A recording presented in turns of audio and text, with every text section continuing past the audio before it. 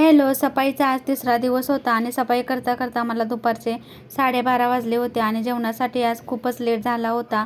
तर फायनली आज घराची सर्व सफाई संपली होती. त्यानंतर मला आज मिक्स कडधान्याची भाजी आणि बटाटा टाकून अशी बनवायची होती. वृषालीला नाश्ता दिला आणि आज नाश्त्याला शेवया बनवल्या होत्या. तर पहिल्यांदा मी कडधान्य छान असे भाजून घेतले.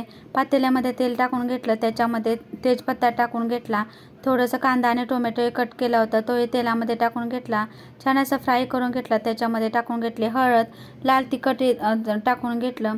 त्याच्यानंतर जो मसाला बनवला होता खोबरं, अद्रक, लसूण, कोथिंबीर तोही तेलामध्ये टाकून घेतला, परतवून घेतला तेलामध्ये आणि त्याच्यामध्ये हे मिक्स कडधान्य आणि बटाटा टाकून घेतला आणि थोडंसं शेंगदाण्याचा कुटी टाकून घ्यायचा आणि छान असं ग्रेव्ही टाईप भाजी बनवल्यानंतर खूपच टेस्टी बनते ही भाजी. भाकरी आणि चपाती बरोबरही खाऊ शकतो.